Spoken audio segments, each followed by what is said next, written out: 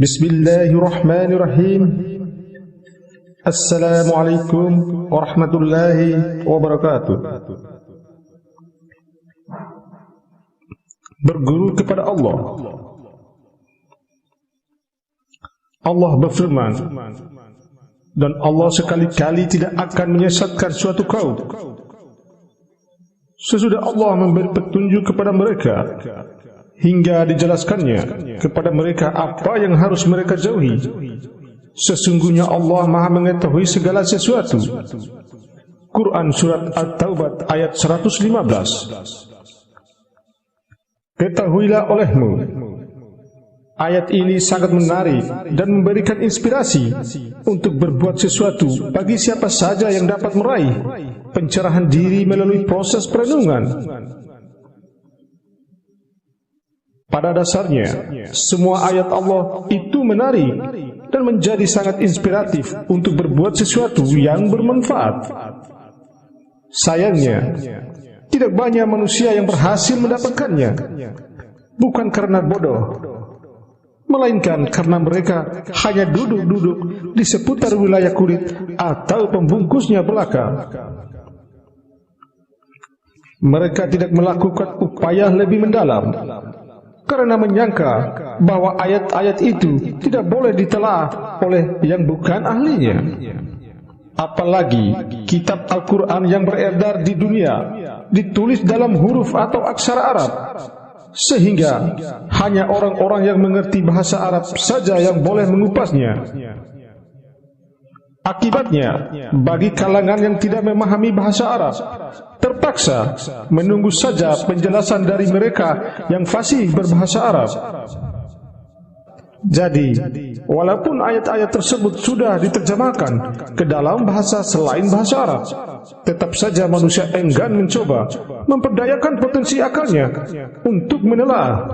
Padahal pendaya gunaan akal secara maksimal merupakan syarat untuk beragama secara benar. Sekarang mari kita perhatikan ayat 115 surat At-Taubah yang kita kutip di awal penyampaian.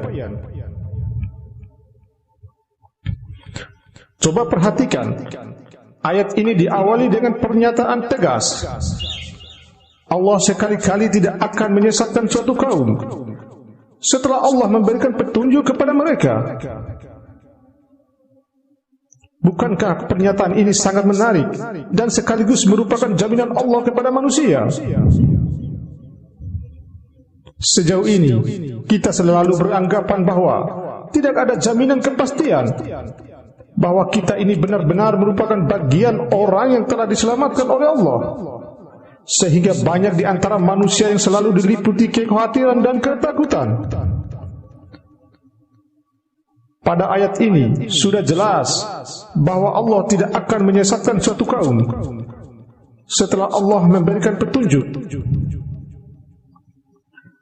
Di sini Allah menggunakan kata hada yang berakar pada kata huda, artinya petunjuk.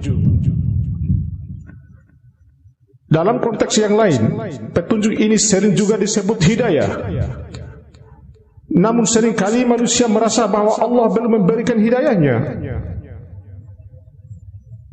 Jika melihat ada seseorang yang dianggapnya melakukan perbuatan yang tidak senonoh atau yang melanggar aturan dan tata krama,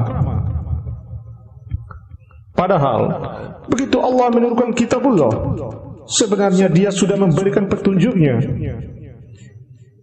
Ingat saja ayat petunjuk bagi orang-orang yang bertakwa. Quran Surat Al-Baqarah ayat 2. Atau petunjuk bagi manusia. Quran Surat Al-Baqarah ayat 185. Itu semua adalah hujah bagi manusia bahwa Allah sudah menurunkan petunjuknya. Setelah itu, Allah tidak akan menyesatkan manusia.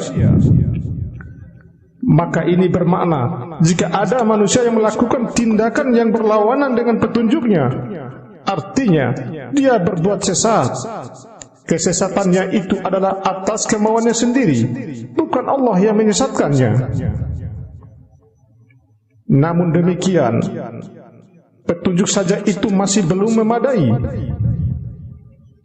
Ada hal yang lain yang diperlukan oleh manusia, yaitu penjelasan, sehingga ayat tersebut dilanjutkan dengan firman-Nya, hingga dijelaskannya kepada mereka apa yang harus mereka jauhi. Quran Surat At-Taubah ayat 115.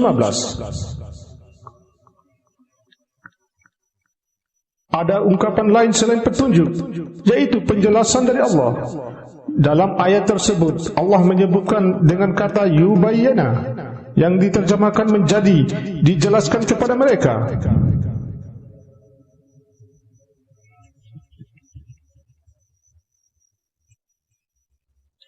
Mari kita mencari makna dijelaskan atau penjelasan dari kata bayan, yubayyinu, dan bayinat.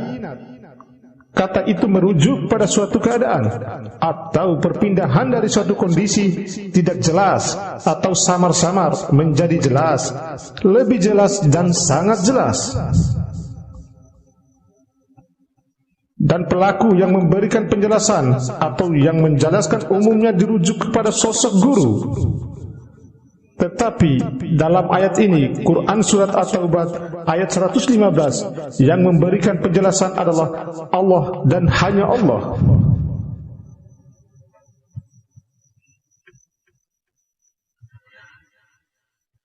Tidak ada sosok lain selain Allah yang memberikan penjelasan atau yang menjelaskan. Hal ini berarti manusia harus mencari penjelasan sendiri kepada Allah, bukan kepada selain Allah. Atau dengan kata lain, manusia harus berguru kepada Allah. Mungkin banyak yang bertanya-tanya, bagaimana mungkin kita berguru kepada Allah, sedangkan Allah itu berada di tempat yang tinggi? Pertanyaan ini wajar. Tetapi marilah kita melihat petunjuk Allah tentang keberadaan dirinya. Bukankah Allah berfirman yang artinya, dan apabila hamba-hambaku bertanya tentang aku, maka jawablah bahwasannya aku dekat. Quran Surat Al-Baqarah ayat 186. Petunjuk yang lebih jelas adalah seperti firman-Nya, dan kami lebih dekat kepadanya daripada urat lehernya. Quran Surat Kaf ayat 16. Ayat-ayat tersebut sekaligus menjelaskan kepada kita tentang keberadaan Allah yang semula samar-samar, karena hanya menyebutkan di tempat yang tinggi, kemudian menjadi lebih jelas dengan ungkapan aku dekat, lalu menjadi sangat jelas dengan ungkapan lebih dekat dari urat leher. Itulah yang disebut penjelasan atas petunjuk yang terdapat pada surat Al-Baqarah ayat 185. Karena Allah lebih dekat dari urat leher, maknanya Allah selalu bersama-sama kita. Dipertegas dengan firman-Nya, dan Dia bersama kamu di mana saja kamu berada. Al-Quran Surat Al-Hadid ayat 4. Itulah sebabnya Dia memerintahkan manusia untuk mendirikan sholat. Dalam makna, manusia harus selalu menghubungkan dirinya dengan Allah. Sholat adalah sarana, karena yang dimaksud sholat adalah sholat yang benar-benar mengingat dan menyembah zat Allah, bukan sekadar mengingat asmanya atau sifatnya atau af'alnya. Itulah cara berkomunikasi yang paling efektif dengan Allah. Dan arti komunikasi adalah berdialog, melakukan tanya jawab, sehingga segala persoalan dapat dicarikan jawabannya dari Allah. Ini yang dimaknai sebagai proses berguru kepada Allah Subhanahu wa ta'ala. Alhamdulillahirabbil alamin. Assalamualaikum warahmatullahi wabarakatuh.